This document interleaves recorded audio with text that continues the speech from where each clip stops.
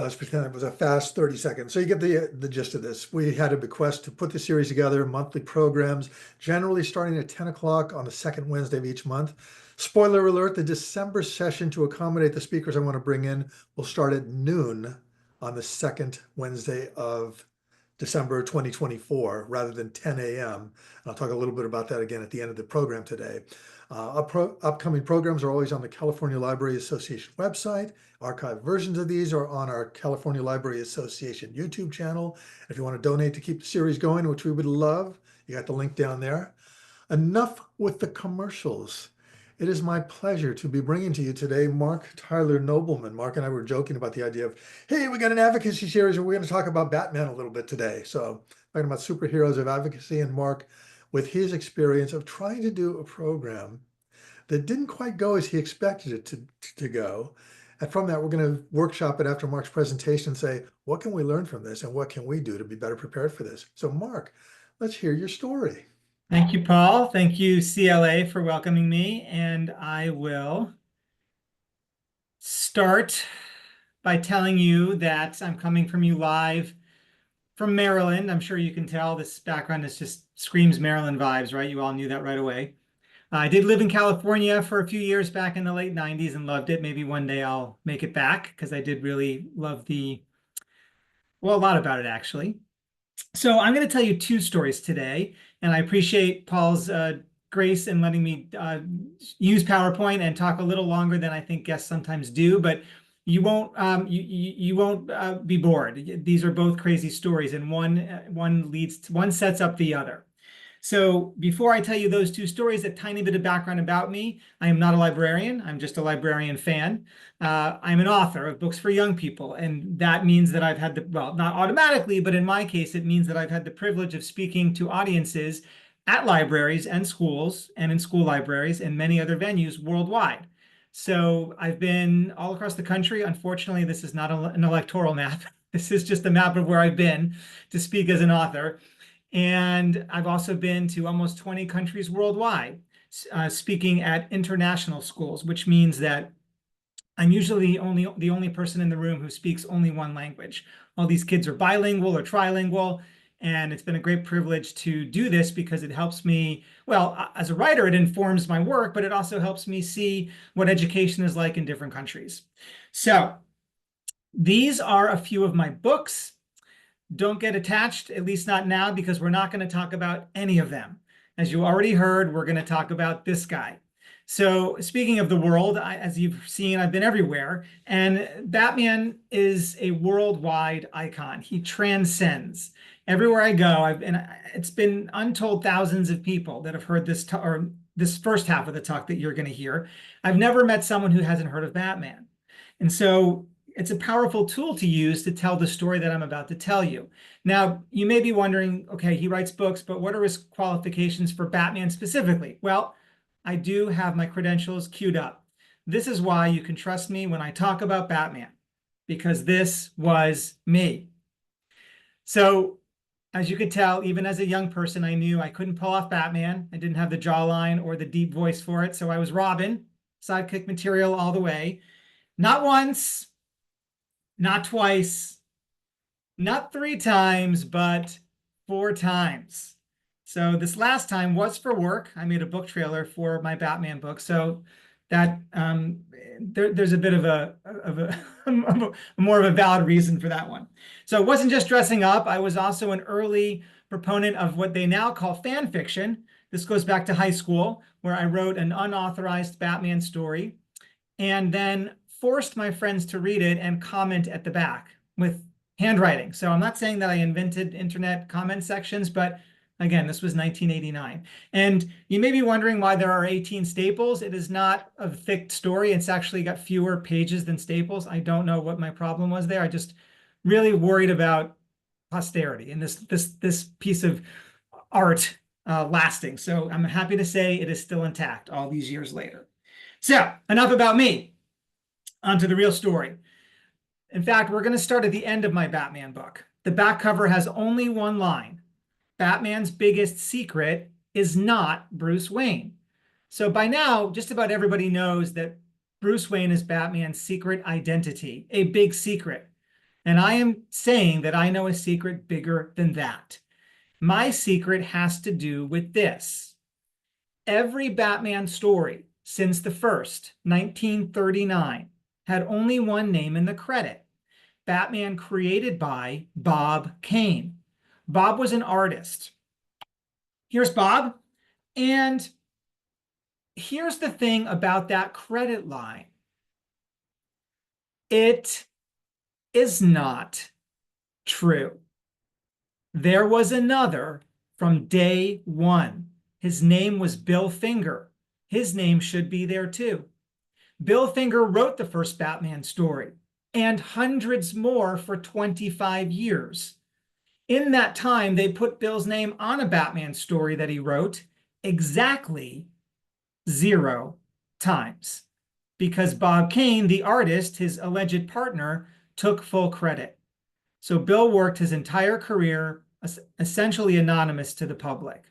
And as a writer myself, you can imagine how that makes someone like me feel. These days with the internet, for all its ills, it's also a platform for citizen advocacy. And so this kind of thing wouldn't get too far today as soon as a fan found out, but it was much different back then. So this is Batman, not only one of the most successful superheroes of all time, one of the most lucrative fictional characters of any medium of all time, worldwide. So it's even more staggering that this man managed to go through his whole career creating legendary elements and dying without recognition and awareness. So first, as librarians, you might appreciate this. I'm going to show you, because this was a deep dive into primary research. There was very little written about Bill. So most of my research did rely on people that knew him, looking in places that hadn't been looked in before, that kind of thing. So I'll give you an example. I'm going to show you every photo of Bill Finger that I found in my research, in print or online. So here they all are. So there was this one, and this one, and that's it. So I was thinking what you're thinking. What now? Guy behind Batman, 20th century figure, only 2 photos? That can't be. So I asked experts, comic book editors, professors, historians, where are all the photos of Bill Finger? And they all had the same answer. These are the only 2 that I've seen.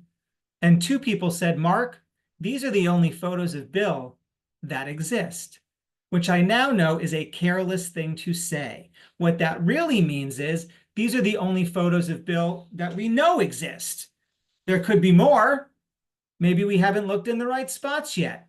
So I set out to do that. And from 7 sources over 9 months, I found 11 more photos of Bill. And you already saw a sneak peek of the best one. Bill in the backyard, fertilizing the grass, wearing what looks to be suit pants, not the ripped jean shorts that were standard fare in my family to do yard work. So Bill wrote the first Batman story and also the first stories with Robin, the Joker, Catwoman, the name Gotham City, the nickname The Dark Knight, which you see in the orange caption at top there. So it wasn't just Batman, although Batman alone would be a major legacy, but he has his name on many characters, or should, that any one of them would be a significant legacy. And yet he didn't get credit for any of them in his lifetime. So this is what Batman would have looked like if this duo, Bill and Bob, went with Bob's idea. Bob was the artist. He did draw the first picture of Batman, and it looked like this. So even though Bill was the writer, he made suggestions to Bob, thinking that this was not intimidating enough for a character called Batman. And Bob took those suggestions and redrew Batman into the version that we all know today. So Bill did more than write, and more than write multiple characters. He also essentially designed the costume too, and yet completely unknown. So Bob died 25 years after Bill. Here's his grave in California. It's in, I believe it's in Los Angeles. And we don't have time to read the whole novel, but I'll read one portion on the right. Bob Kane, Bruce Wayne, Batman, they are one and the same. Bob infused his dual identity character with his own attributes. goodness, kindness, compassion, sensitivity, generosity, intelligence, integrity, courage, purity of spirit, a love of all mankind. So when I show this to kids, kids as young as 8 will be indignant about this. They will be completely let down by adults who allowed this to happen, including Bill, by the way. He's the hero, so to speak, of the story, but he's not faultless, of course. You scream out for him to do something on his own behalf. And he did, which I could get into in our Q&A if you're interested. But for the sake of this story, I just wanted to point out that kids get it. They understand what it means to take advantage of someone else and to do the wrong thing. And especially here when it's carved into stone. And then they say, are they going to change this gravestone? And I say, well, gravestones are essentially private property. You can write whatever you want on your gravestone. If you're paying for it, you can put what you want. If you want to claim that you invented macaroni and cheese, go right ahead. No one's going to fact check you. So no, the grave will never change, but not that many people see the grave, whereas millions and millions see Batman stories, which is why I'm happy to report this next closing part of this story. So this is the last page of my book, and we'll zoom in, even though you probably can see it well on the small screen there, but here it is. From Milton to Bill, from salesman to Batman, from secret co-creator to unsung legend, Bill's most important story was not one he wrote, but the one he lived. Will his name ever be added to every Batman story? Batmanians are keeping their fingers crossed. So, side point, I did not make up the word Batmanian. That's actually a word in fandom. And I know there's a pun in that last line. I'm not usually one for puns, but Bill used them, so I use them sparingly as a tribute to Bill. So as you can see, this book came out in 2012. And a few years after the book, everything that you just heard changed because of this. Meet Fred Finger. This is Bill's only child. Fred lived in Oregon, and that's the beach and the hill that you see behind him. And I found out that when Bill died, he had no funeral, no obituary, and no gravestone. What I didn't find out, because it wasn't documented anywhere, is what actually happened to Bill after he died. Usually our story ends when we die, but not in this case. So Fred took his father's ashes to that beach that you see and spread them on the ashes, spread those ashes on the sand in the shape of a bat. And this gets the biggest response, one of the biggest responses in my talks for almost every age. And again, it was not documented anywhere. I learned this because I spoke to human beings, 2 people who knew the family, 2 separate people who were not in the same room and did not know each other, but both separately told me this story that they remembered from 30 years before, which to a researcher like me implies truth. If one person said it, it might be a misremembered fact. It might be something that they're completely making up, although unlikely. But if 2 separate people who don't know what I already have heard tell me that, it sounds like something that was done in the family and just never documented because no one in the family wrote a book. No one was running a Finger family TikTok. So there was nowhere for them they thought to share this information. So Fred, as I said, was Bill's only child. And there were 2 other factors that stymied me when I started the research. The first was I was told that Fred was gay. And the second was that Fred died in 1992, which to me implied he was the end of the bloodline. Because as I said, he was his only child. So that was very frustrating. But I kept my research going. And I eventually found out something that would change everything, which was that 2 years after Bill Finger died, his son Fred, who you see right here, had a daughter, which means Bill Finger has a granddaughter, an heir, which means someone is legally allowed to fight for credit. So I was back to square one looking for someone that people in the comics world did not know existed. And it took some time, and I did find Athena, obviously not in a book and not even online. Well, online, yes, but not in the easy way. This was in the early days of social media. That wasn't my first stop like it would be now. And it was actually a stranger who suggested that I check for her on MySpace, which I did. And that's how I found her. So Athena and I mounted this campaign to try to get Bill's name added to Batman. And it's not as simple as convincing someone with a big heart to type in a new name. Obviously, we're talking about millions of dollars and contracts. And a huge infrastructure that was preventing this from happening all along. But it took a lot of time and a lot of grit, and eventually DC Comics did do that, which was unprecedented in history. They have never changed the credit line of an A-list character. And I'm not surprised, because in my journey, I was told numerous times to my face, you're wasting your time. This will never happen. But nothing short of the impossible is impossible. Getting a credit changed is not impossible, as daunting as it may seem. So now every Batman story, whether it's a comic book or a video game or a TV show or a movie, says something different. Batman created by Bob Kane with Bill Finger. So here's TV and here's a movie. And this is all essentially because of a children's book. So again, a lot of authors like me who write primarily for young people meet other people in the world who say, oh, you write for children. That's adorable. Have you ever considered writing a real book? That's a quote that we hear. People say that. So my response to that, I haven't heard it in a while, but my response to that has been, well, would you consider a book real if it helps correct a cultural injustice and change history? And they say yes. And I say, well, then children's books do that too. So this story also became a Hulu documentary. Another first. There has never been an English language documentary based on a nonfiction book for young people that I know of, and probably not in other languages either, because this has been out for a while, and I've been saying that for a while, and no one said, oh, by the way, there is one. I haven't heard of one. So again, children's literature has a role in adult lives. The stories that we authors tell in children's books sometimes are being told there for the first and only time, like Bill's.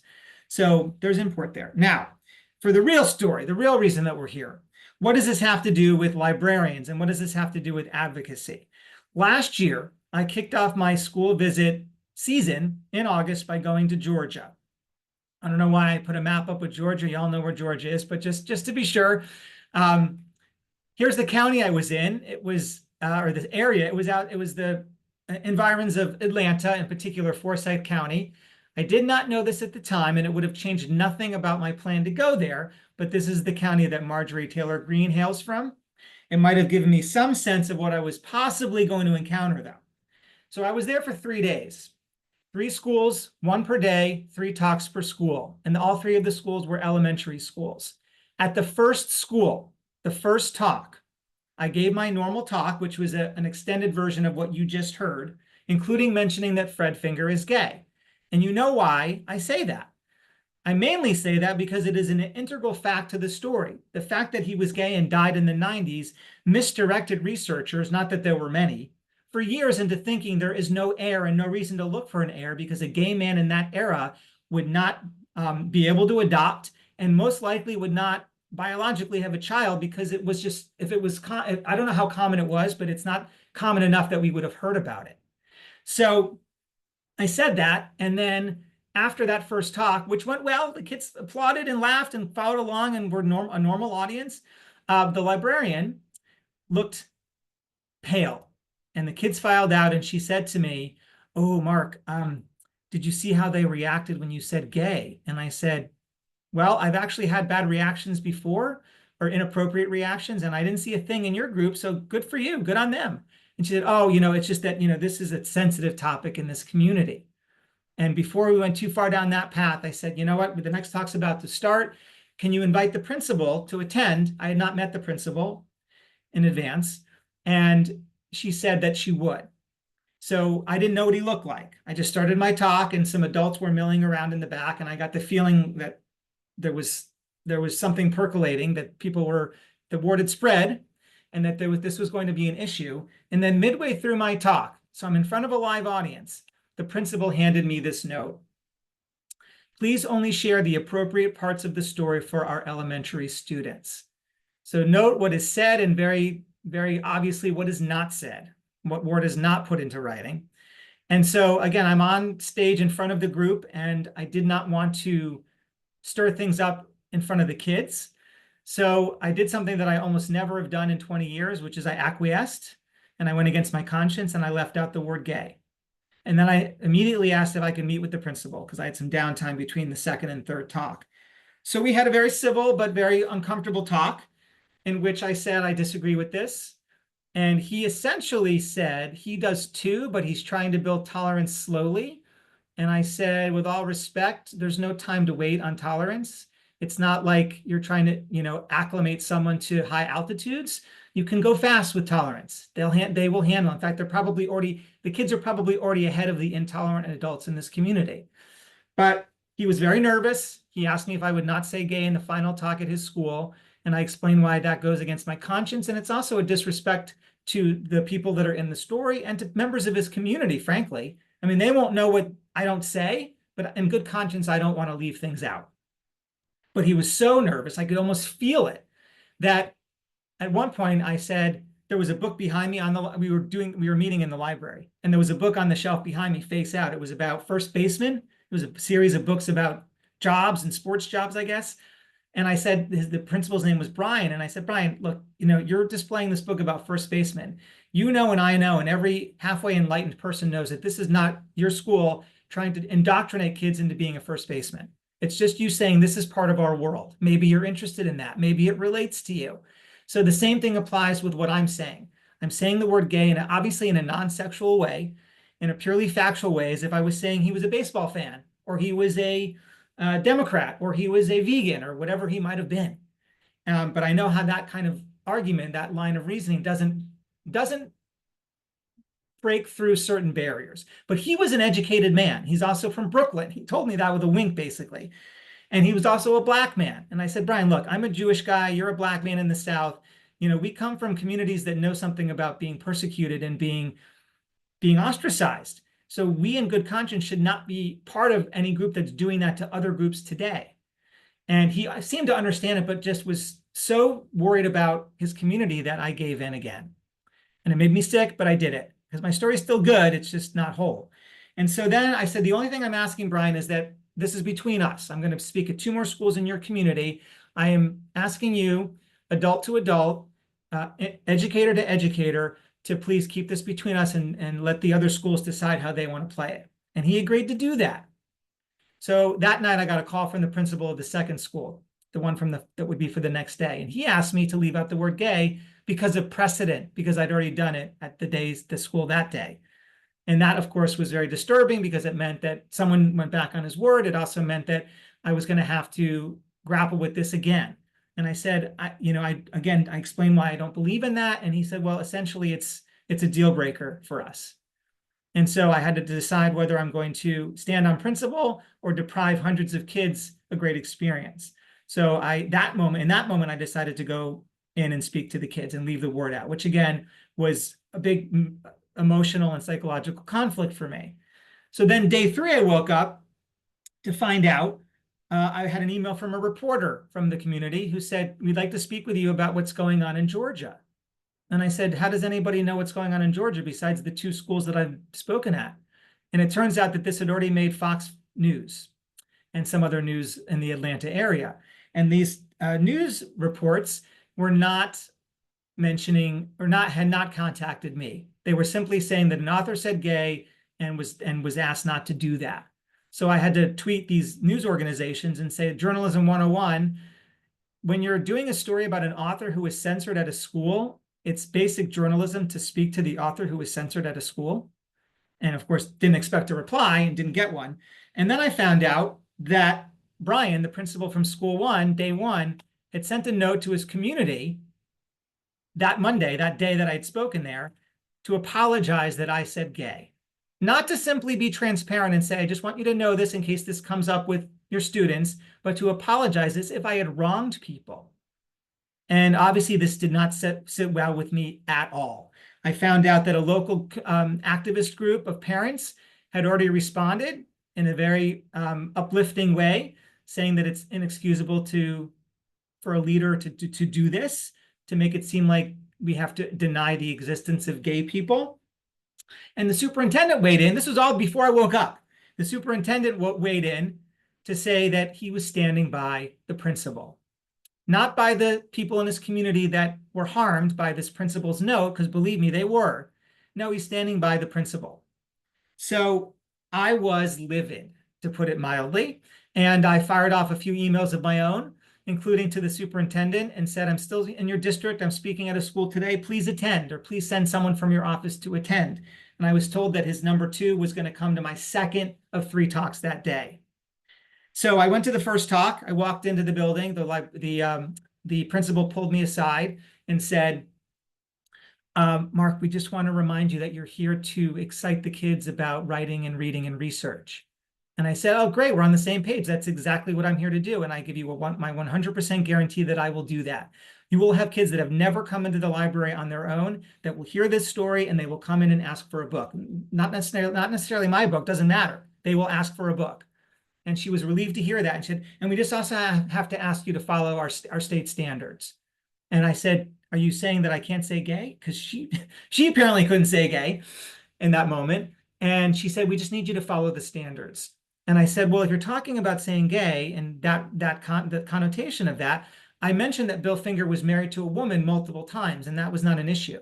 So I don't see any reason why I can't mention that someone was gay, because it's the same parallel. It's just talking in very broad terms, very accessible terms to kids who someone loves. And she got very worried and very tense. And I thought right then and there she was going to say, well, we can't continue. But she didn't do that. For some reason, she did not do that. So we found ourselves walking into the room with all the kids. I still don't know how that happened. I'm glad it did, but I think she was in a bit of a state of shock that I didn't just give in again. So I'm in front of the group. I did my thing. I said gay like I've been doing. You'll be happy to know that nobody imploded. The ceiling did not collapse. The ground did not split, and flames did not come up and take us all. Everybody survived. And then I was about to do my Q&A at the end, which I always do and always leave time for. And the principal came and stood right by my side and said, oh, I'm so sorry, we don't have time for questions today. And I turned to her and said, are you sure? Because I know my time. And she said, oh, I'm so sorry, we don't. And then in this fleeting quick moment in my head, I said I could either embarrass the principal, which I don't want to have to do, or I can make it a little bit more of a ruse. And so I turned to the audience and I said, y'all want questions? And then half the room raised their hands and screamed. So then she had to say, well, I'm sorry, kids, I'm going to deny you that. And the kids left. And the principal and the second in command from the district office, who was the communications director, came up to me. And the first thing the principal said was, Mark, we just have to remind you about, please, following our standards. And I said to the principal, you just saw how the kids reacted to my story. You saw how excited they were. That's your first comment to me? And then she said, oh, I'm so sorry. Thank you. Thank you so much. That was a lovely story. Thank you very much. But we need you to stick to the standards. And I said, well, let me remind you that not an hour ago, you asked me to excite these kids about writing, reading, and research. I did, to the point that half of them wanted to ask me a question, but you didn't let them do that. And she didn't have an answer for that. And then they continued on their mission to expunge the word from my talk. And I said, I've already explained why I don't think that's in the best interest of your community. And certainly after I saw the press and the letters that were going around, where I feel people have now been harmed, you could do them right by just allowing this very simple story to proceed, where no one is being harmed and people are actually being helped. And then the director of communications said, well, Mark, you understand. I mean, it would be like this. We have to be mindful of our audience. We wouldn't do a talk for kindergartners about the horrors of the Holocaust. And I said, of course not. But please do not compare genocide to how one person loves another. And I thought that set her right on that analogy. But then she went and repeated it on Fox News later that day, which I just cannot believe that that's her justification. So to wrap up very briefly, to show you how this affected the community. And again, I was a guest there. That's partly why I agreed to give in, because I was a guest and I believe in being a good guest to a point. So after I saw that it made the local news, I ensured that I reached out to some bigger news organizations, and it got a lot of coverage. The New York Times, the LA Times, it was on NPR, it was all over. Newsweek asked me to write about it, which I gladly did. And then, of course, for every positive experience, well, let me put it this way. There was tons of positive reaction, tons. It was overwhelming. But there was also this. Strangers like Lynn saying, or Lynn Ann, you're a disgusting creep that has a history of sexualizing babies. You're a groomer, a provocateur, and a disgrace. Don't worry about the length of this. I'll single out the 4 words you need to know: criminal, groomer, villain, pervert. And these are people who did not hear my talk, did not read my book, did not see my film, and have never met me. Here's a concerned parent on Instagram who wrote, schools are not the place for what he is promoting. Take it somewhere else. And again, amidst the thousands of comments on blog posts and on social media and that I got personally, I responded to almost none of it, at least nothing publicly, because it doesn't serve a purpose. I believe in a different kind of discussion and doing things face-to-face when possible, not responding to strangers online where it's just going to be a vicious circle. But I did respond to this one because this one really hit me where it hurts, which is not that I said the wrong thing, but that I was not giving value otherwise. So I said this. I was promoting persistence, primary research, reading, speaking up for others, giving credit where it's due, and tolerance. Which topic in particular do you think I should take somewhere besides schools? And of course, the answer to that was not constructive. So here's a parent who wrote me personally to say that her kid hears the word gay at school a lot, and she was glad that at least once her kid heard the word gay in the way that it was meant to be used, as a harmless fact. So, and then there's this, another stranger. Just wanted to express my support as someone who grew up in a queer in a place where that could not be spoken. So these are the people that it matters for. It doesn't matter that they're in the minority. It doesn't matter at all. All that matters is that extending rights to, in this case, people in the LGBTQ community, extending respect, does not diminish respect or rights for anyone else. It is a simple fact. So then I went to Texas a month later and the same thing happened. And again, I walked out. And again, they covered it in the press. And this was the only negative headline that I got, actually. The sad thing is the article itself is fairly positive. This writer actually said that she believes in what I'm doing. And she even watched my movie. And she said, Mark is, has a point and he's, doing good work. But it's not his place to decide when other people's parents hear the word gay. So now when people Google my name and consider me for a school visit, this might be one of the first things they see. And since it's behind a firewall for some people, all they need to see is right to cancel. Okay, check him off, cross him off. Don't want to deal with any controversy, not even taking into consideration the nuance of it, the texture of it, and the fact that this very writer actually thought that there was good in my talks. So to end on this, here are a couple of comments from educators in Texas who heard my talk before I was asked to leave the district. It's hard to put into words the impact this had on our students. We had the pleasure of Mark's story, must say, wow, intriguing, so forth. What an amazing author visit. Students were captivated and loved learning about research. Thank you, Mark, for inspiring our students. So it didn't surprise me in the least that not one of these people came to my defense, or at least not that I know of. Nobody publicly from either of these districts spoke up and said this was the right. Well, let me correct myself. Yes, people did, like I showed you, some of the teachers and parents to me privately, but there was no organized group from within the school system to say, this is a breaking point, we need to change things here. They didn't do that because they're afraid for their jobs, and I understand that. But as people that are in libraries or library adjacent, as I call myself, who are around kids, if you haven't already, you will have a choice to make. Coddle intolerant parents, because make no mistake, it is the parents that are causing this problem by and large. The parents complain and the schools give in, or protect vulnerable kids. And for me, in those moments, facing those audiences, there was no choice. Depriving them of the talk was not as bad as depriving them of the basic courtesy of saying, I am leaving to defend the right to be respectful.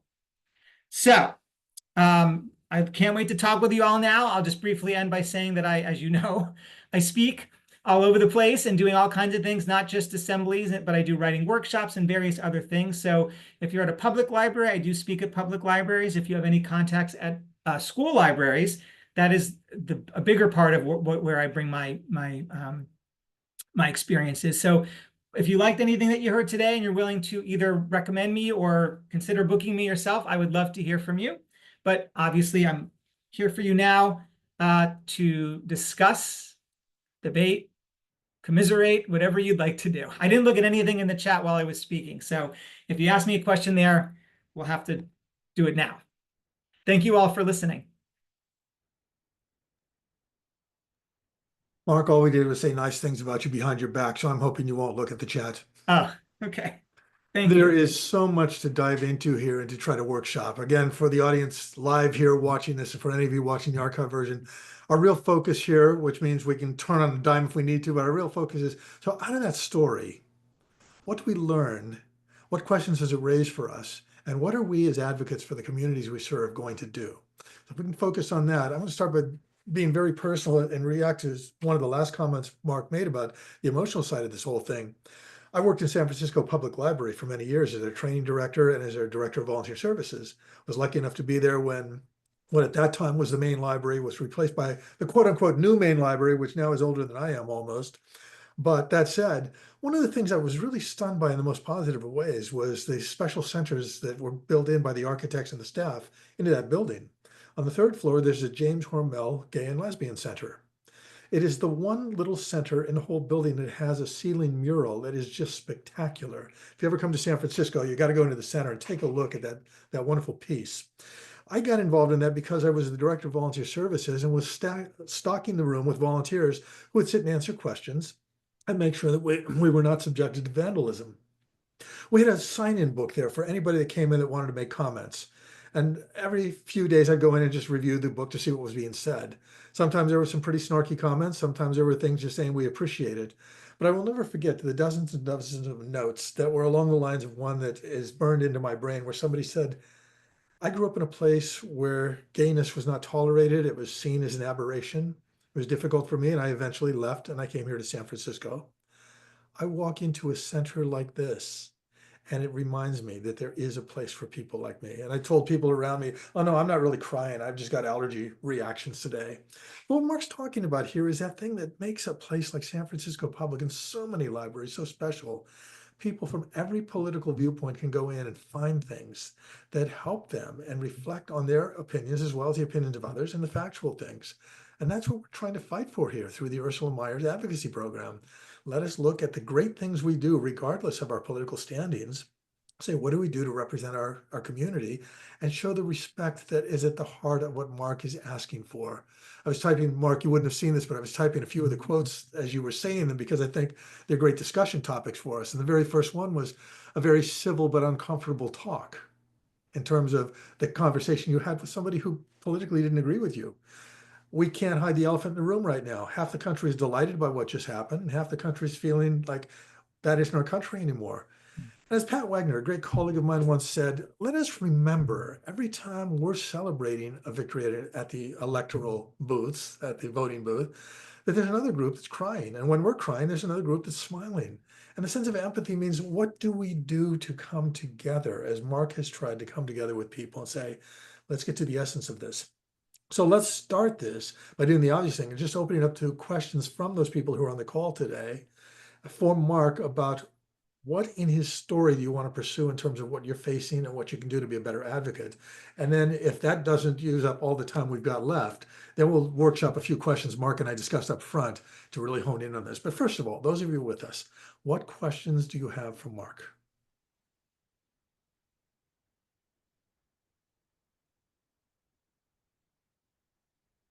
Okay, any other questions? Well, first, Mark, thank you for sharing that. And it's interesting because when I had spoken with Mark previously, I obviously didn't hear the full story about your research, about your books. And it's interesting, something that really hit home for me was the parent, I think it was a parent that said, my child hears this word X times a day in a negative context. Yeah. You are saying it one time in an appropriate context. And it's interesting because it's not, what's striking me, Paul, is it's not a case of where your politics are. It's a case of you are in a public school. You are providing access to information, and those students' First Amendment protections exist. And that's a space where teachers and media specialists and school board members are called to set aside their own viewpoint discrimination and, basically do what's right. And in this instance, that part of the story, you're not doing anything other than what's right. And as you've been at many, many, many schools without this problem, you're just doing your job, what you were invited there to do. And so I think that parent's perspective was spot on. Yeah. I was glad to hear it. That's huge. Yeah, it's and it is sad. The amount of censorship that we're facing and attempts at censorship in our schools are just going to make this more and more challenging. So I think sort of launching this conversation of what do we need to do as advocates makes sense. We need to be the parent that points out the obvious. Yeah. And the reason that, thank you, Joyce. And the reason that I showed you more than a couple of responses from parents, from educators, from strangers in the community is to remind us what we are fighting for. And when you see that, it becomes easier. I mean, people said, many of my author friends said, I don't know what I would have done in that moment. And I said, you probably would have done the same thing because you would see the faces of people that are affected by it. And that's very powerful. I mean, one of the things I've said in the many, many words I've written about this experience is it's easy to speak up for someone when you are 100% sure that you are right. I mean, there's so few things in life that we're 100% on, but when you're just speaking up for someone's right to be respected, I mean, there's no question. So that parent, it's brave for parents to say that in that community, because until it's kind of like don't ask, don't tell. I would say in a community like that, there are people that assume that other people share their intolerant views unless told otherwise. And here's someone saying, no, this is that's not where I'm at. So I mean, the parents that spoke up, and most of the parents that were defending me had not heard me either. That also takes courage, because they could have been told later, well, you're only hearing it through the prism of these few stories, but the guy was a real jerk. He's not telling the full story about what he actually said. I mean, they didn't know. So they're really going to bat for just this idea that you can speak up for other people's rights without your own rights being diminished. Mark, you have a question in the chat. What can we do as advocates to counteract self-censorship in libraries, i.e. the principal who agrees with you but didn't want to upset the local community? Yeah, I mean, that's where we're at. And that's an extremely tricky challenge. I mean, the answer that I most often come around to or am told myself is going to school board meetings and making your voice heard. And unfortunately, in some cases, this is leading to litigation, obviously, which is not a path that any of us want to deal with. But I feel like speaking up and trying to find the community that agrees with you to speak up with you is the best path forward. I mean, I just was on a call the other night with a group called Authors Against Book Bans. And it's not just authors, it's illustrators, it's educators, it's a whole bunch of people. And someone kept saying in that meeting, community is resistance. So having a group that agrees with you and is willing to be vocal about it is critical. And the other thing I would suggest, I mean, when you're in a live, my job wasn't on the line. I mean, in a sense it was, because now I'm not getting booked the way that I used to, and this is part of the reason, but I wasn't going to get fired for this in specific terms. So it was easier for me, and I get that, it was easier for me to make my stand than the people that were working for this district. And I did feel, and I want to believe that some of those people agreed with me. In fact, two of the educators that I spoke to during this 3-day odyssey said to me, we're not telling you our personal opinion here. We're telling you what the standards are. And I said, well, maybe if you told me your personal opinion, this would actually go easier. And none of them were willing to do that. So yeah, it's tricky. I mean, another thing that will happen, I think, automatically is that these communities will, well, I was saying this before the election. Now I'm not so sure, but I was saying that these communities were going to hemorrhage good teachers and good families, people that are not going to put up with it anymore. But seeing the numbers of the election, it doesn't mean that everybody who voted for Trump agrees with this, because they certainly don't. I would never make such a sweeping statement. But it does seem like it's going to be a harder fight now to do this. What I love about everything you and Joyce have just said is that last thing about, I'm not going to make sweeping statements. And I think at the time we're so overwrought about the results of the election. Some people walking away saying, well, now it's not my country anymore. And other people saying, well, we sure showed them.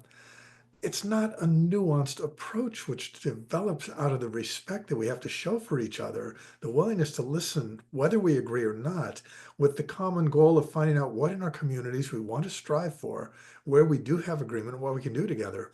One of the things we talk about in this particular series is always leaving you with some resources. It's always a promise. You'll have at least 3 resources you can walk away with. For those of you live, you're seeing in the chat that Joyce has talked about using United Against Books, bookbans.org as one of the resources. I would add Freedom to Read Foundation that Joyce is with. It's another resource. And a third one is what Mark just mentioned, Authors Against Book Bans. I put the URL in there, and if you're watching the YouTube video and can't find that in chat, just Google those names and go forward with them as resources to build on what we're doing today, as places that will encourage you to how to have the conversations you want to have. And out of fairness to Joyce, because I just adore the hell out of the fact that she's with us on a fairly frequent basis these days and such a great partner. Joyce, could you step in for just a minute or two and introduce people to Freedom to Read Foundation, how to get involved in that if they want to? Yeah, I'll mention both the Freedom to Read Foundation and, in this instance, the ALA Office for Intellectual Freedom, because the Office for Intellectual Freedom has a challenge reporting tool. Please, please, please report incidents like this so we understand what's taking place where in the country and help in the ways that we can. The Freedom to Read Foundation is a separate organization from ALA. We're a nonprofit focused on education, litigation, and advocacy. Right now, litigation is so critical. Historically, there have been some years when we've been involved in one case or writing or joining a brief or 2. Right now, we're involved in over 12. Whether that's standing up for community members who can't access materials that reflect their lives, whether that's working with authors, whether that's working with states. There's so much going on. And historically, I have been encouraged because no judge has declared any of these titles to be obscene or harmful to minors, because they're not. Mark and his colleagues are not writing obscenity or books that are harmful for kids. Librarians are not collecting or disseminating materials that match any of those definitions. And that's where education is so, so important. So if you're ever in a position where you need help, please reach out to us.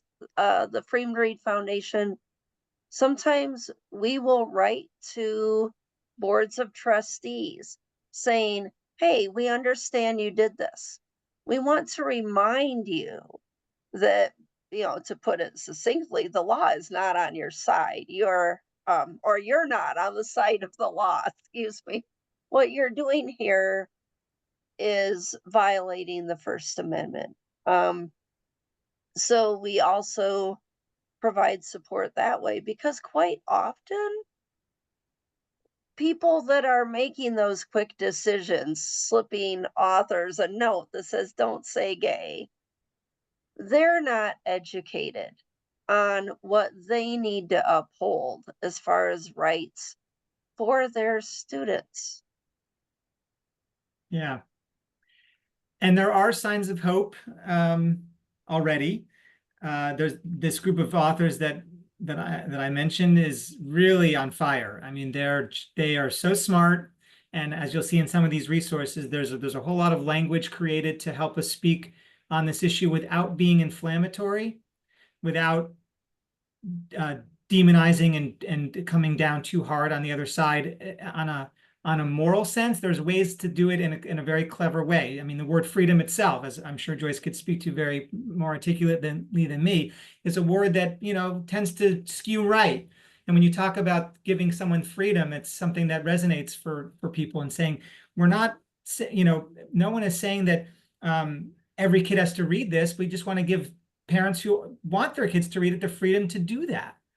So one little sign of hope that I was very marginally involved with, a few months after my misadventures, an author named Malik Pancholi was invited to speak at a school in Pennsylvania, and then uninvited when some parents found out that he was gay. His talk is not even, I haven't heard it, but he's not coming in and talking for 45 minutes about being gay. And frankly, even if he was, that's fine with me, to be honest, but that's not what he's doing. So when I heard this, I mean, Malik is someone that I have worked with in this fight. And so I reached out whenever I see a story like this, to someone asks what you can do, I just send my little standard template response. I email the superintendent, all involved administration that involved with a decision like that, uninviting someone or not inviting someone in the first place, for either explicitly saying we don't think that your material is suitable or appropriate, or being veiled about it. And to the credit of the superintendent of this district, who's got a million other priorities besides every random email, he wrote me back and said, I appreciate this, and I believe in basically equity and tolerance, and it's a complicated issue that we're working on, but I appreciate your input. And this turned into, not because of me, I had nothing to do with it, but the school board convened and had a town hall where hundreds of people showed up, and it was supposed to be an hour or two. I watched the whole thing on YouTube. It went on for almost 5 hours, where one person after the other from the community came up to the mic. I would say 96% were saying, we think you need to reinstate this invitation. This is completely against our values. And 4% were saying you did the right thing. And in the end, the district reinvited Malik, and he went. Some authors would be so affected by this, or feel like this community is already toxic to me. I don't want to, I can't insert myself into that situation, but he did it. And that's another thing that we need to do, is we should not back off from these communities. I unfortunately know of authors who say, I would never go speak in an intolerant area. Well, then how are they ever going to hear a whisper of tolerance? You have to go there and be uncomfortable, and swallow your anger and swallow your temptation to scream at them and say, how could you be so cruel? You have to find a more balanced approach. Mark, you anticipated the next question I wanted to ask you in terms of making this really actionable. You talked about we need to be going in and having those uncomfortable conversations rather than just staying in places where we get cheered on and we're all talking to each other. Right. Back to that comment of yours, having those very civil but uncomfortable talks. I want to ask you, let's make this actionable for the audience that's live with us today and those who may be watching this. Off the top of your head, 3 tips you would offer people on how to have civil, uncomfortable, productive talks. Is that to me? That's to you. Okay. Well, I mean, tip 1 is golden rule. Treat others how you want to be treated. None of us respond to being screamed at or being, having our, people casting aspersions on our character. You may feel that, that's totally valid, but if you say it, it's going to shut things down pretty quickly. So it just takes, this patience of a Greek god, or of some, I don't know what, some kind of superhuman patience. And I have to say, in my, with this particular situation in Georgia, none of these people were outlandish. The principal I actually had empathy for. I felt like he was desperate to break out of this cocoon that he was in. And I was saying, I'm here to help you. Like, I can take some of the heat off of you. Just take my hand and let's do it together. But he wasn't having it. So that would be step 1, is think of the golden rule and talk to other people the way that you want to be spoken to. The second thing is try to make it seem as beneficial as possible for as many people as possible. If you say, well, I have gay friends, so your kids have to hear about it. No, that's not going to work. But if you say, we live in a world where there's plenty of people who are not like us, and we are all better equipped to navigate that world if we just simply accept that. You don't have to like it. I wish that I didn't have to say that. It's sad to think you wouldn't like someone just because of their sexual orientation or religion or whatever. But I understand that as long as you don't take the next step. What you should not be what stands in the way of someone else in basic happiness. So if it's just that you don't like gay people, fine. Hate inside of yourself. Don't project it onto your community, because plenty of people are not going to stand by that. So the second point is, think about a way to talk about it so that it benefits the community. And the way I try to do it is say, your kids are not going to be under your roof forever. And that whether you like it or not, there are gay people in the world. If you just normalize it for your kids, it doesn't mean that you're saying, it's ridiculous. I want you to be gay, right? But I want you to accept that gay people exist. And that will be better for us all, I would say. And the third is going back to community, just find yours. I found mine very quickly when I saw that parent group responding online to the principal. I reached out to them immediately. I was, that morning was like a fast and furious email session between, the press and the superintendent's office and these parents. And after I was basically asked to leave that school, the first thing I did was I called those parents and I said, anyone want to meet at Starbucks? And I met 4 of them, and we had a lovely, but, unpleasant, but lovely talk where I was so heartened to see that these parents exist in that community. So it's amazing what that does for your spirit. After by the way, this is not about me. I was not humiliated. I was not insulted personally. I was just offended on behalf of other people. It wasn't about me. I was just sad for other people I wasn't the victim here, just to make that clear. But meeting these other parents, seeing that there are people in that community that so far basically show me nothing but intolerance, it just, the resistance is alive. And that's a nice thing. That helps keep you going when you want to fight it. Mark, there's so much that's coming at me. I'm clearly not absorbing everything you're saying. In telling that story of getting to the parents afterwards, what was the mechanism you used to get in touch with them to set up that meeting at Starbucks? What was the method? Were they in the room, or did you use? Oh, no, they did not hear me speak. No, but they had responded online, and I had emailed through that organization, the Forsyth Coalition for Education, I think it was called. So I'm a researcher. None of their names were assigned, or none of their emails were there, but I just spent time finding a couple of emails for them on LinkedIn and whatnot, and I just emailed as many as I could. And they did write me back while I was speaking, and then I wrote to them after the talk and said, I was just given an ultimatum, either leave out the word gay or leave the school, and I chose to leave the school. Anyone want to meet? And they said, sure. And they said, we had a feeling this would happen. So you got the names, you did online research, and you tracked them down. I'm sure that would be very difficult for our audience of librarians who have no idea how to track information down online. Right, that would be tricky, yeah. We may have to do a whole webinar in that. The emotional side of this, you sort of touched on it a minute ago, but let's go a little deeper. You walk into this whole thing not expecting that. And all of a sudden you find yourself getting kicked out of elementary school, which for some people is like the dream. Oh, kick me out. I don't want to be here anymore. But for you, it was an important thing to be there. How did that, if in any way, change the way you approach the work you do? Well, this was the first time. This has come up at other schools with me. And sometimes in blue states. In fact, it happened in my own son's school here in Maryland, which was appalling. It didn't escalate, though. This was the first time it escalated to the point that it was either, like I said, leave out the word or we can't proceed. And I chose, and so a lot of the haters online said, oh, I'm so glad we kicked you out of our community. And I didn't respond to them, but between us, I'm saying, you didn't kick me out. I chose to leave. I could have stayed. There was this condition in which I could have stayed, but it went against my core, so I didn't do that. So it was emotional, but it was necessary, and it was the first time I've had this kind of conversation in person with multiple people. And in one case, we weren't in front of the kids actually at any point, but it's easier to prepare an email where you can write and rewrite and make sure the tone is what you want, and then think on it and sleep on it and send it the next day. But this was my real test of doing this live. And like Joyce, I see Joyce posted, some things to keep in mind about, keeping a calm tone and trying to stick to the facts and trying not to, be inflammatory. That's really hard to do for most of us. And it was great, I hate to say it, it was great practice for me. I hope I don't have to do it a lot, but it's something that we have to be prepared to do. And, I did allow myself one moment of, I was emotional the whole time, but when I was walking out of that last school, a bunch of the staff had gathered in the lobby because they'd heard what was going down. They weren't all there when I was talking to the principal, but they obviously word travels fast. So I apologized to the librarian who was my host, the one who invited me to speak, because she was not involved with this. She was not talking to me. And then I turned around to the group. It was probably 10 or 12 educators, and I said, "You're on the wrong side of history."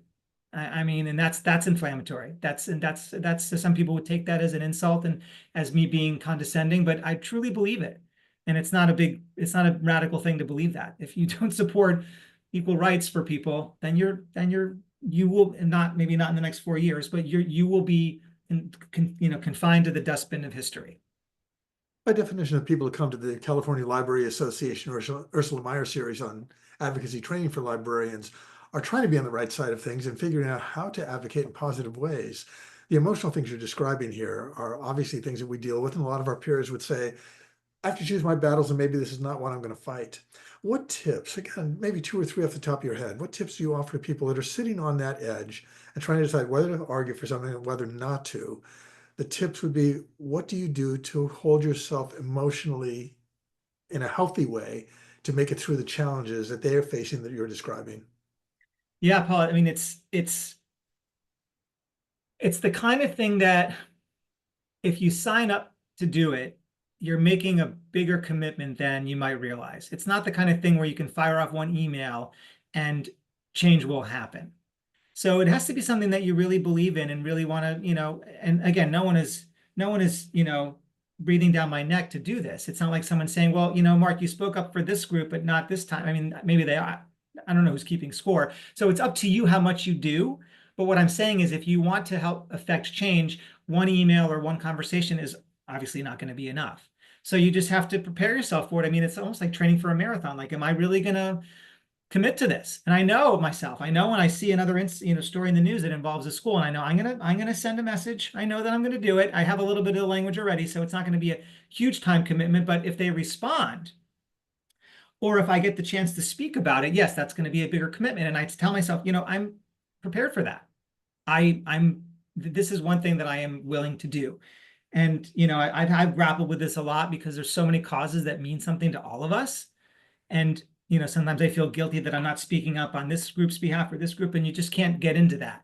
If you do one good thing for one person, you're good. That's good. So instead of, comparing yourself to others or feeling like you're not measuring up or not doing enough, doing any one thing that's good counts. So I would say try not to put too much pressure on yourself, but just be prepared to know that if you want to do it and see improvement, it's going to be more than a one-off commitment. I love that statement. We ought to just pin it across our foreheads here. If you do one good thing for people, because oftentimes we'll do something and we look at how overwhelming the challenge is and figure, well, we did that, but there's all this other stuff out there. You pointed out the importance of celebrating each step you take that results in a positive action. And I think that helps people that are overwhelmed by the whole challenge of, if I've got all these people screaming at me, how can I fight that? Yeah. Yeah. No one likes to be screamed at, but you know what people who scream don't like really more is when you don't scream back. They hate that. So if you can summon the willpower to not escalate, unless it gets personal, which of course that's up to you. But if it's just talking about this, for this particular topic, the more worked up they get and the calmer you are, they lose, a lot of them lose their complete ability to communicate. It's happened to me a couple times in this process. That's just an aside, but it doesn't mean, I'm not saying that you should try to rile them up, but stick to that even tone, just to convey that you're trying to treat them with respect. Even if they don't show you that they understand that, they get it. Thank you. 2 comments in chat. You alluded to Joyce's. I'm going to read the whole thing here for people that are not seeing the chat. She appreciated your suggestion about de-escalating and said, it's okay to listen but not agree. What Mark said with tone, bring the conversation down and keep it calm. Stick to logic, facts, and the law. and that Yeah. puts us in good stead. And Megan just put in another comment. It's so hard because you can't out logic emotion. We can stay as level-headed as possible and only present logic and facts, but the opposite side of the argument is not rooted in fact at all. It's rooted in fear, in their beliefs, feelings, emotions, and values. And again, going Yeah. back to something I said early on here, let's remember that when we are seeing a different group of people on the political spectrum, and we figure that they're engaged in fear and their beliefs, emotions, and values are not what we hold, remember that they're feeling the same way about us. And the really overwhelming challenge becomes, how do we deal with that and find the common ground rather than saying, okay, you're afraid. No, you're afraid. No, you're this, you're that. What Mark's talking Yeah. about here, and I would say this directly to Mark, it's such a breath of fresh air to hear you say, I dealt with this. At first, I made this decision, and then I was not okay with it. And the next morning, I came back and I was true to my core. And for a lot of us, Yeah. that's the important thing in the advocacy. Let us be true to our core with the underlined subtext here of let us be respectful, even if we're not feeling that from the people we're talking to. Yeah. I have not done a session in the last year without talking about Jeffrey Cohen's wonderful book about belonging. He talks about how we're foolish if we think we're going to go out and just change people's minds. Right. What we can do is show respect by listening and expect the same respect that they're going to listen to us, because his research that he documents throughout that book shows it starts with the act of listening, and somebody that doesn't agree with you saying, oh, you actually listened to me. Yeah. Yeah. It I, makes a huge difference. Michelle. yeah, I mean, there's so much to say, but I think one point based on the conversation is, unfortunately, there are large swaths of people who do have embedded fear. Those are not going to be the people who you're directly impacting. It's to your point, it's the people who live in these areas that don't have the economic mobility to get out of these communities where they live. We're having someone who is, presents as an ally coming in and giving them an opportunity to feel represented in a way that they don't have the opportunity to in their everyday lives. And, there are a lot of people who just wouldn't feel safe doing that. And, the strength in advocacy is speaking up for people who don't have the ability to speak up for themselves. So, I mean, you obviously have, there's awareness around the issue that you brought, which will still be resonating through your getting, press involved and responding in different avenues, different platforms. And in some of these more conservative areas, it might be more difficult to have a physical presence because this story is kind of out. But I think it's good to know that a lot of kids also have access to media. And so by building coalitions and, being very passionate, whether or not you can actually physically present at some of these places that now will censor you by virtue of not inviting you. It's, I think it's good to know that kids, they're reading a lot, and part of the advocacy should be probably figuring out where they're getting their information, just so that they see that there are people who are willing to put themselves on the line to make them feel like, their identities matter and there are safe spaces to explore that. So, yeah. Yeah. Well said. Yeah, these kids often know more than the parents are willing to admit. So it's almost like why are we talking about this when, this one word is the least of our issues with there's so many other things that are happening with your kids that I don't see coming up. I mean, one of the examples I give, and I think I gave it somewhere in one of these articles, is that I've been to so many elementary schools where grade school kids are wearing a Deadpool t-shirt. Deadpool is an R-rated movie. I haven't even seen it myself, but I know that it's wildly inappropriate for kids that young. And I sometimes ask them, who's on your shirt? And they say Deadpool. And I say, how do you know that? And they say, because I saw the movie. And I'm just wondering, is this is the Yeah, right. there is Your point, overlap. violence, when it comes to intellectual freedom, violence in our culture is like way off the charts. Right. Violence. Yeah. And also, I don't know. I think that those movies have some sexually explicit content. I'm not sure, but it's just, yeah, there's a big disconnect between what is and is not appropriate, or a big chasm. So yeah, it's alarming. Drawing threads between the different conversations we've had in the Ursula Meyer series. Patrick Sweeney from Every Library has been on with us a couple of years running now. We will have him back for January 2025. I hope people will join us for that. But Patrick, in his conversation last January 2024, again, you'll find that on the CLA YouTube channel, he was talking about the relatively small number of people it takes to make change. And when Michelle alluded to that at the beginning of what she was just saying in terms of how many people does it take, and maybe it's a smaller group than we think, we should not be overwhelmed by the idea of thinking that we have to have 51% or 50 plus 1% to make change within our system. Patrick points out that a very small percentage, sometimes as little as 3 to 5% of the people in your community being primary movers on a topic of importance to them, is enough to bring about change. So if you're feeling overwhelmed right now and saying half the country went this way, half went that way, regardless of which half you're in, understand it doesn't have to be that you take that whole 50% with you. Yeah, it's true. Like Mark, you have people like Michelle, you have people like Patrick, and so many other people we had in the Ursula Meyer series saying, I believe and I care and I'm going to be respectful, but I am going to stand up for what I believe in. It does move the needle, even at times when we don't think it's possible to move that needle. Yeah, I mean, that's actually the last line of many of my talks, which is that every change in history starts the same way. Every change, no matter how big, starts with one person. And an example I give is, because that's what gave us the title of today's session. When we yeah, I see that on the screen now. Starting with one person. Yeah. The whole point is you don't need the whole army there. Mark is an example of being in the right place. The army is there, but just not mobilized yet because there's no one to mobilize behind. So the example I give that kids can understand because they've heard of it is Rosa Parks. I say when Rosa Parks was on that bus, I ask kids, how many of her family members and friends were with her? And they say nobody. And I say, well, and how many reality shows were running cameras on her when this all happened? Like how many people were documenting this? And they say nobody. And I say, yeah, she was alone.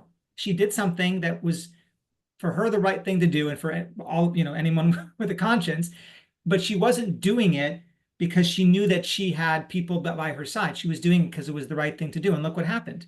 It led to the Montgomery bus boycott, and it didn't directly lead, but it was a huge, catalyst for the civil rights movement. And she did that simply by saying, this is not right. She was alone. And I want to, on that topic, I see Megan's comment about how it is hard. And to, as you said, out logic emotion. Totally. I get that. I mean, you can't rationalize away fear. So it is really, really tricky. But I think that's why when you can maintain this even tone, it doesn't mean you don't have emotion yourself. It just means that you're trying to take it to another plane if you can. And I've seen it work. I've seen it fail many times, and I've seen it work. So it's worth trying. I had friends of mine observing this happening around me. And I said at one point, for the Texas school, the Texas situation, I found out that it was a single parent's complaint, which didn't surprise me, that led them to ask me to leave out gay for the last schools I was there for 10 days. So this happened on day 9. So on the night of the 9th, on the eve of the 10th school, I heard that someone complained and now we're asking you to leave it out for tomorrow. And I said, well, you know that I can't do that. And I said, so let me get this straight. One parent who didn't hear the talk complained, and now the whole district is caving into this one person's intolerance and depriving 300 other kids a special occasion, which the district has already paid for, by the way. That's irrelevant, but it's not primary, but it's relevant. And they said, yeah, that's basically how it works. So I asked if I could speak with that parent. And I thought the school would say, we don't want to we don't want to be involved. But they said, no, we'll ask him. So they asked him and he said, sure. So I didn't know this guy. I don't even know his name. So we spoke on the phone for 35 minutes. And I did what I said I did. I tried to keep an even tone, and it started off fine, but he very quickly escalated. You know, he was escalating and I was staying flat. And the fact that I was not responding to his increasingly agitated comments and insults made him more agitated. So I'm not saying that you should then get agitated yourself, but it's not going to help. So I feel like it's just better to maintain that that placidness. And he ended up getting really inflammatory. And, we had to, not that we were making any progress. I just said, I was hoping that we could come to some understanding of each other's point of view here.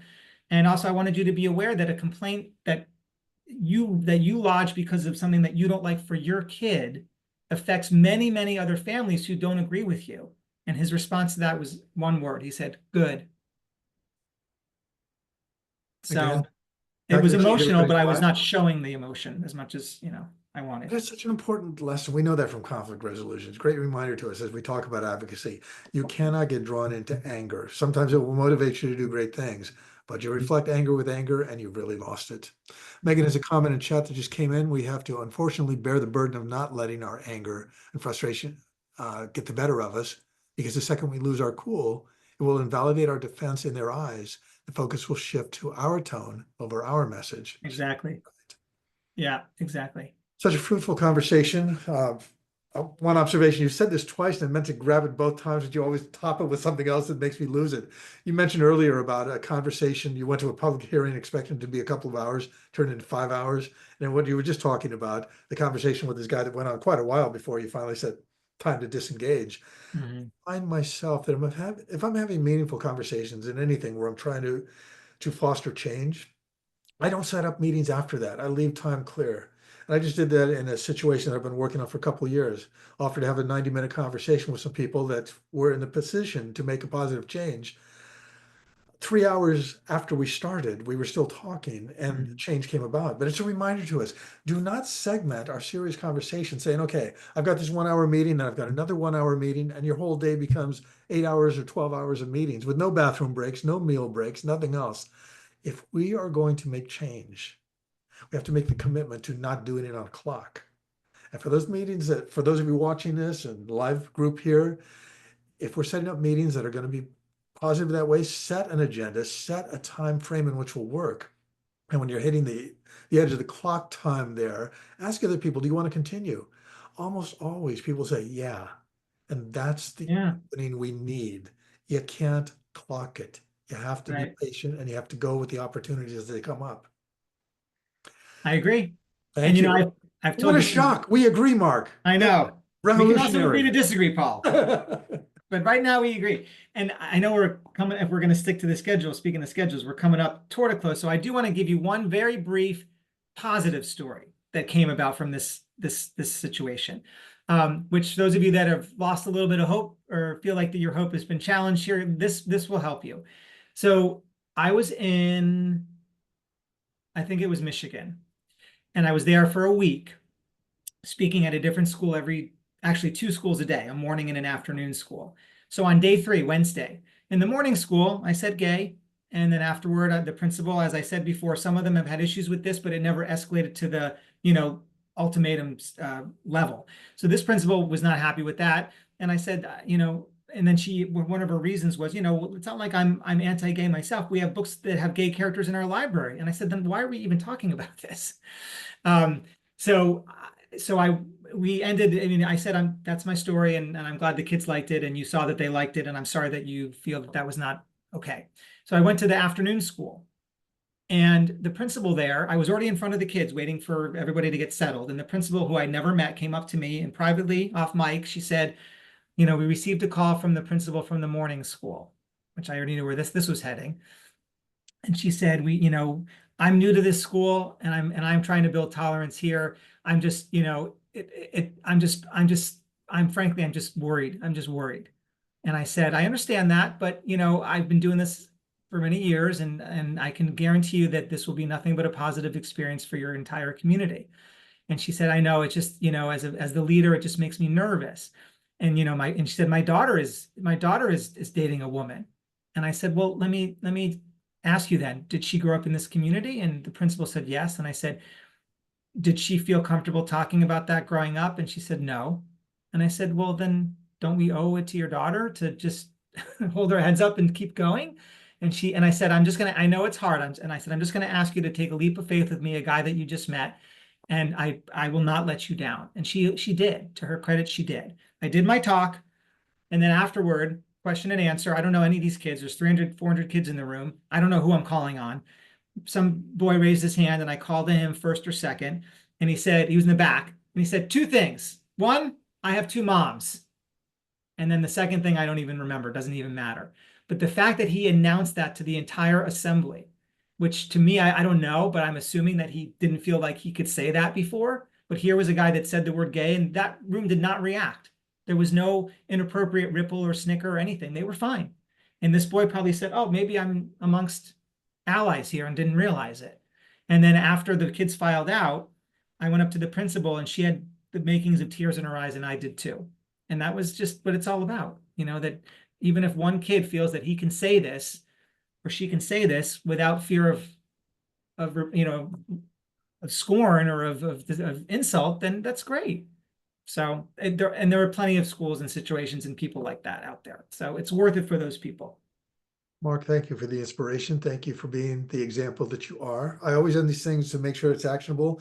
I'm going to look at the 4 people that are still with us, Michelle, Alessandra, Megan, and Tracy, and say, what will you do differently? One thing in the next week because you were part of this conversation. And unmute yourself, put it in chat, send it by carrier pigeon, although I can't guarantee the pigeon will be here before we stop the recording. So what will you do differently because you were part of this today?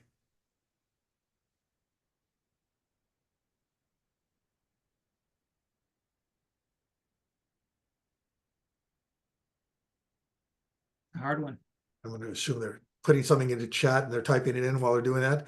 Promo for next month, we will have Eldon Ray James and, I'm spacing one of my best friends that I always love working with, Aaron Blumberg. They will be with us on the topic of advocating for those who were incarcerated and are returning and trying to integrate themselves back into our community. Heartfelt from the deep, dark feelings of our souls. I hope you'll be with us. As I've already said, Pat Sweeney will be with us in January. So I hope you'll continue to come, continue to tell people about the series and the responses are coming in on chat to the question I just asked Megan. I want to move forward with bolstering our collection policies so that we have a better leg to stand on if any challenges come up. That's wonderful. Lots out there. You're not alone. Look at what your colleagues are doing. Contact us at CLA if you need any help on that. Michelle said, I'm going to explore the challenge to report resource that Joyce had mentioned, which is great. Sandra, utilizing the skills for civil, productive, uncomfy talks during my customer service interactions with patrons at the public library, specifically keeping in mind the golden rule, de-escalation strategies and communication. For those of you that get cynical and think, training session is just time to step away from work and now I'm going back to work. You just heard 3 of our 4 people talk about how participating in a conversation like this for 90 minutes is giving them something else. And Alice, I'm seeing thumbs up come on. Tracy. So 4 out of 4 people. Tracy says, I live in the Bay Area, yay, and work for SFPL. Yay, Tracy, I'll see you next time I'm down there. So sometimes I do feel like I'm in a safe bubble when it comes to inclusivity and tolerance. I think, however, that the conversation about keeping an even tone and not responding to anger with emotion is a great tip across the board. Mark, do you think we accomplished anything? I hope so. I mean, you all were very patient to listen to me, so I appreciate that, and I hope that the positive moments in between the negative are what dominate your thinking going forward. That's what keeps me going. Is that there's the people benefit from this, and really no one should be losing because we're just talking about being nice to each other. So, thank you everybody for listening and for contributing. And I hope I answered everybody's questions. If not, you can email me privately if you'd like, if I didn't get to it. We'll stay, as soon as we cut the recording here, we'll stay for a few more minutes if people have questions that they didn't want to pose while we were taped. So my words to you, thanks. Thank you, Mark. Thank you, Karen, for everything you've done. Thank you for the people that came into today's program. We'll see you all again soon. Karen, if you want to cut the recording, that's great. Thank you so much.